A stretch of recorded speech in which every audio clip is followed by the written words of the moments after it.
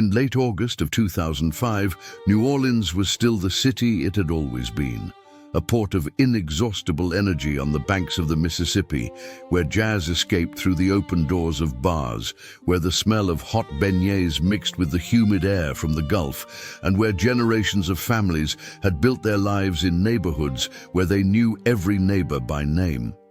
In this video, I use modern artificial intelligence tools to reconstruct photographs, maps, and archival images, altering perspectives, changing camera angles, and moving through these scenes in ways their original photographers could never have imagined. The goal is not just to observe the past, but to step into it, to walk through New Orleans as it was in those last days of normalcy before everything changed. And if you stick around until the end, we'll compare these same locations to how they look today, to see what time has transformed and what still remains. Imagine arriving in the French Quarter on a typical August morning that year. The humidity already hangs heavy in the air from the early hours, but that has never stopped anyone.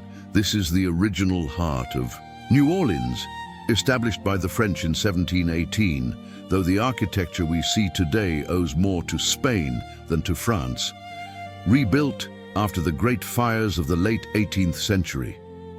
The wrought iron balconies extend over the narrow sidewalks, decorated with ferns and flowers that seem to thrive in the suffocating heat. On the corners, street musicians are already tuning their instruments, preparing for another day of work that doesn't feel like work. Bourbon Street awakens slowly at this hour of the morning, the remnants of the previous night still visible on the sidewalks that will soon be washed clean. This street, named after the French royal family that ruled when the city was founded, transformed over the centuries from a modest Creole residential address into one of the most famous entertainment corridors in the world. The bars that stayed open all night begin to yield space to the first tourists, while local residents follow parallel paths, avoiding the main artery in favor of the quieter streets, where the real life of the neighborhood takes place. Jackson Square remains the gravitational center of the French Quarter, just as it has been since the earliest days of the colony, when it was known as the Place d'Armes. The equestrian statue of General Andrew Jackson, hero of the Battle of New Orleans, dominates the center of the square, surrounded by the artists and fortune-tellers who set up there every morning. The three spires of St. Louis Cathedral rise in the background, the oldest cathedral in continuous use in the United States, silent witness to nearly 3 centuries of history.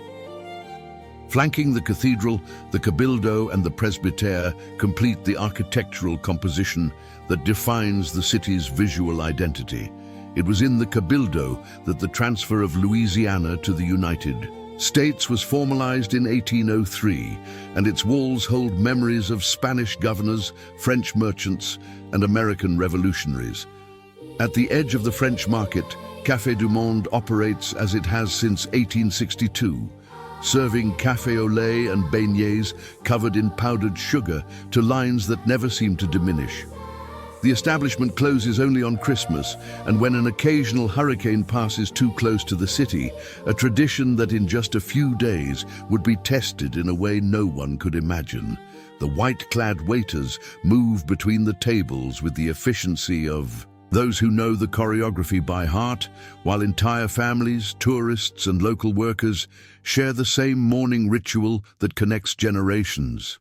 The coffee, blended with chicory in a tradition dating back to the Civil War, when shortages forced residents to find creative substitutes, adds a chocolate-like flavor that has become the city's trademark. The beignets arrive hot at the table, squares of fried dough that disappear under mountains of powdered sugar, impossible to eat without creating a white cloud around oneself. Crossing Canal Street toward the Garden District, the scenery changes dramatically.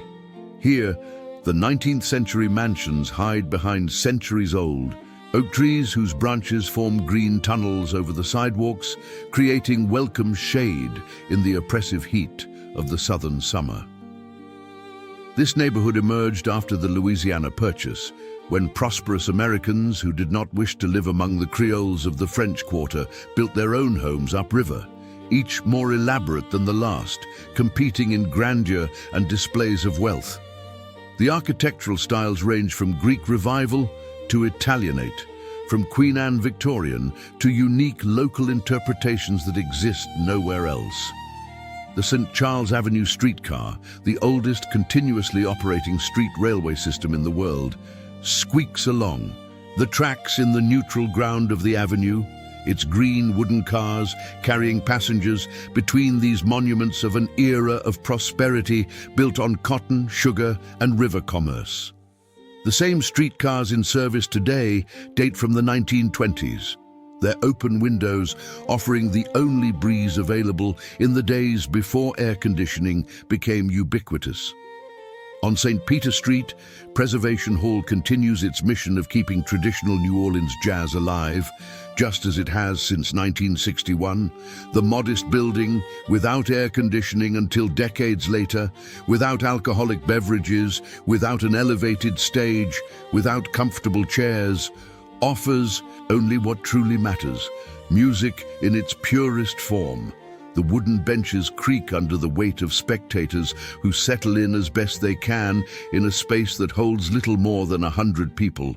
The musicians who play there, many of them veterans whose careers date back to the earliest decades of jazz, pass on to younger players the secrets of a tradition that was born on these very streets, in funeral processions and Mardi Gras celebrations, in the brothels of Storyville and the dances of Congo Square.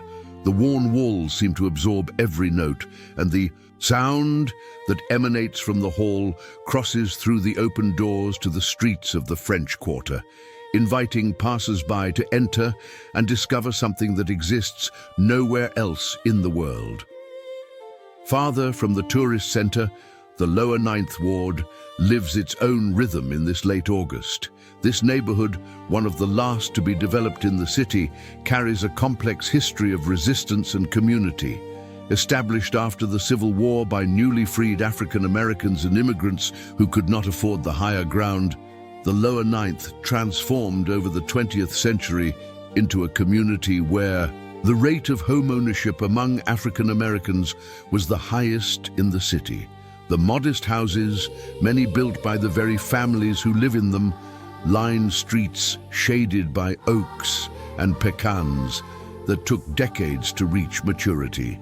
The front porches, a distinctive feature of the neighborhood, serve as gathering places where neighbors chat in the hot afternoons, where children play under the watchful eyes of elders, where the elderly watch life pass by while fanning themselves against the relentless heat. Weekend barbecues bring together extended families, and everyone seems to know everyone in a network of relationships that goes back generations. No one here imagines that in just a few days, water from the industrial canal will invade these very streets with enough force to tear houses from their foundations and carry barges into the neighborhood. The Louisiana Superdome dominates the skyline of the central business district, its unmistakable silhouette visible from virtually any point in the city. Opened in the early 1970s, the stadium became a symbol of New Orleans' civic pride, the stage for Super Bowls, Final Fours, and countless events that put the city on the national map.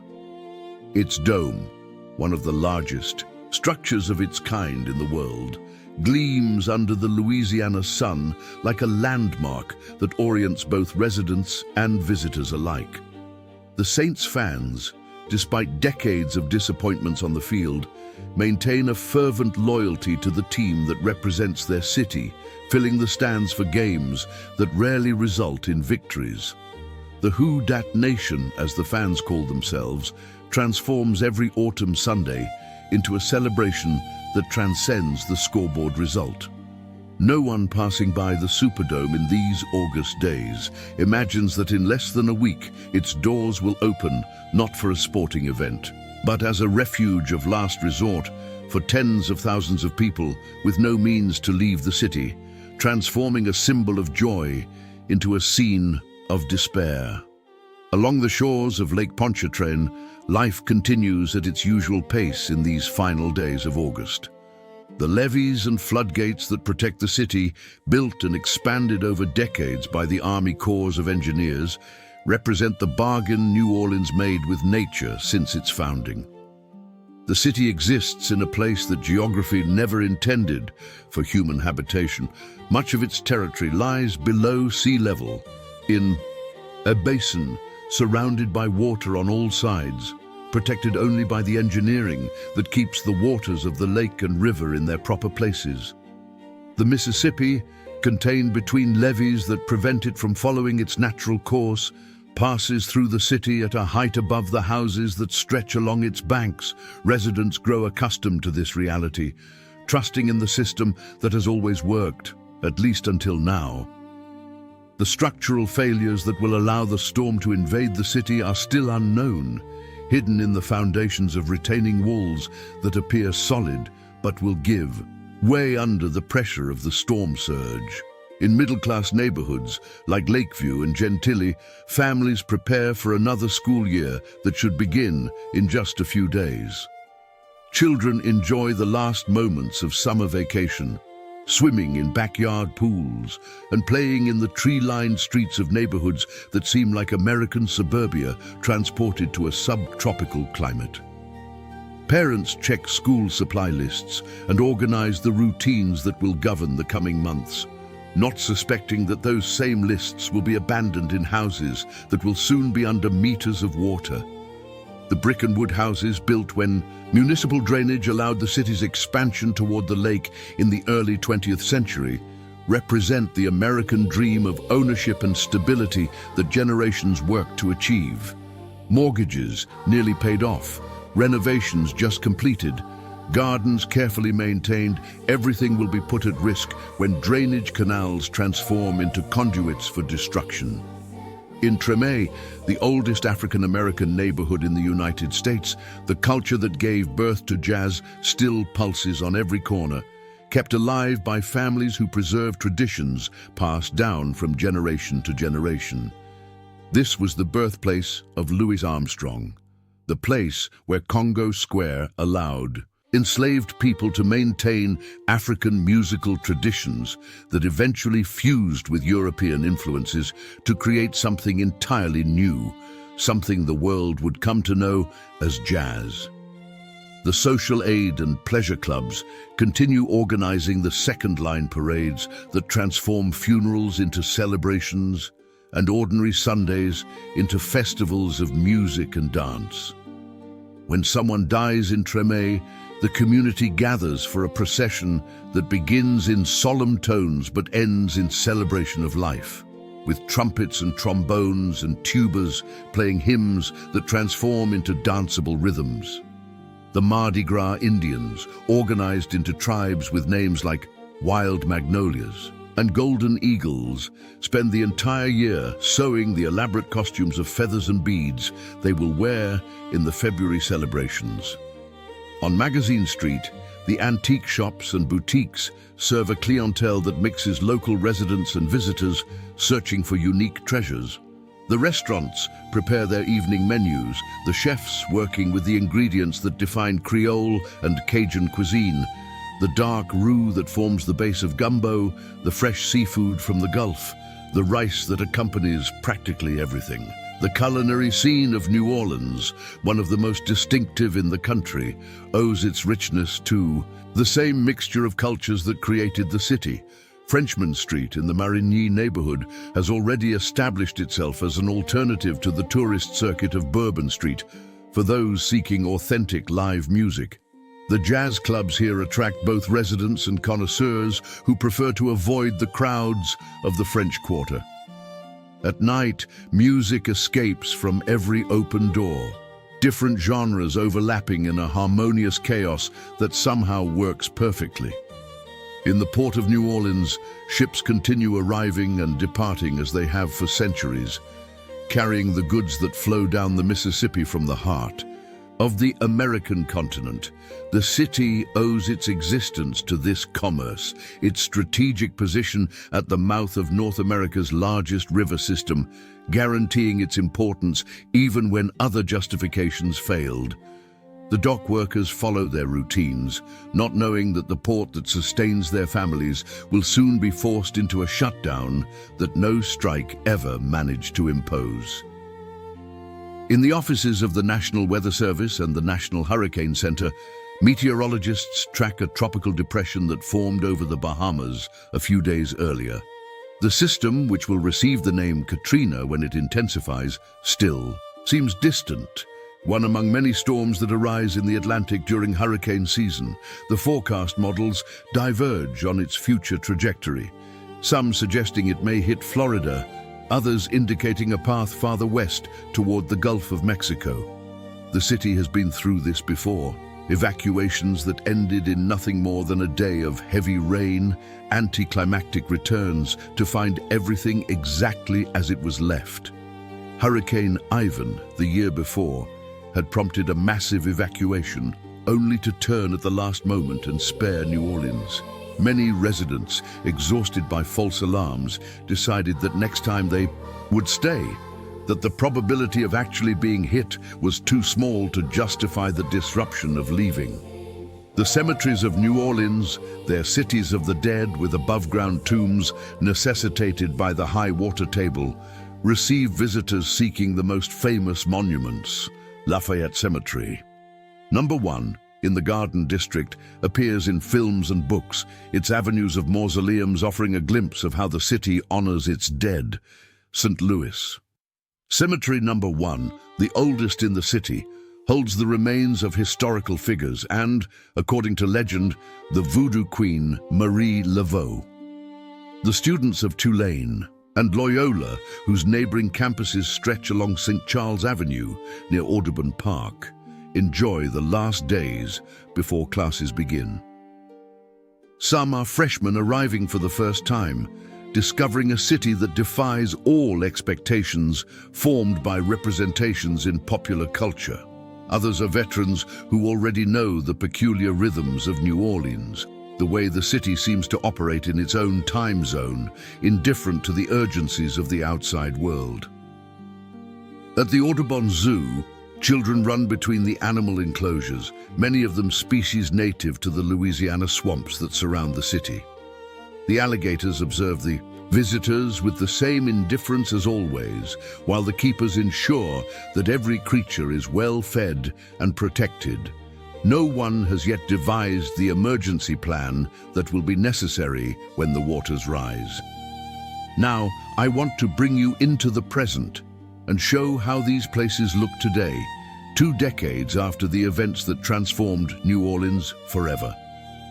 Thanks for being here, and if you have thoughts or suggestions for future cities, share them in the comments. The French Quarter, built on the highest ground in the city, survived Katrina with relatively minor damage.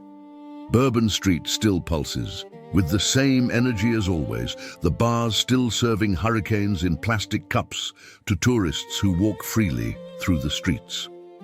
St. Louis Cathedral lost some trees in its garden, and a statue suffered minor damage, but its doors remain open for daily masses, as they have for more than 2 centuries.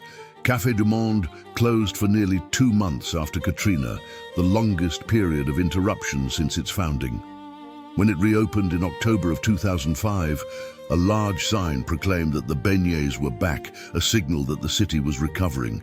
Today, the lines continue, as long as before, perhaps longer, as if every visitor wanted to prove that the tradition survived. The Superdome, which served as a refuge for more than 30,000 people during the darkest days of the crisis, underwent a renovation costing hundreds of millions of dollars that completely transformed it. Its roof, which had been torn by the winds and whose images of deterioration became symbols of the disaster broadcast to the entire world, was completely replaced with a more resistant structure.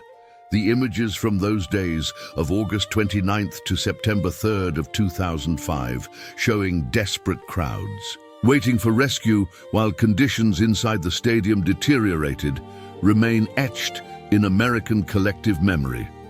When the Saints returned in September of 2006, the victory over the Falcons in the first home game marked a moment of collective catharsis that transcended sports. The moment when Steve Gleason blocked a punt in the opening minutes of the game instantly became legendary. A statue now immortalizes that instant at the entrance to the stadium. Drew Brees and Sean Payton led the rebuilding of the team in parallel with the rebuilding of the city, culminating in a Super Bowl victory in 2010 that gave New Orleans something it had never achieved before. The lower Ninth Ward carries the most visible scars, a permanent testament to the devastation that Katrina brought. Many lots remain empty, the foundations of houses that once stood there being the only vestiges of entire communities that scattered to the winds. Where there was once a density of housing that rivaled any American urban neighborhood, now green spaces interrupt the landscape like gaps in a smile. Some families returned and rebuilt, often with the help of volunteers from across the country who came in successive waves to raise new houses on elevated foundations designed to resist future flooding.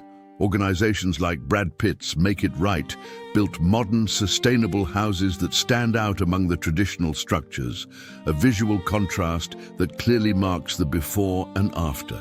Other families never returned, scattered across Houston, Atlanta, Dallas, and dozens of other cities where they found new beginnings forced by circumstances.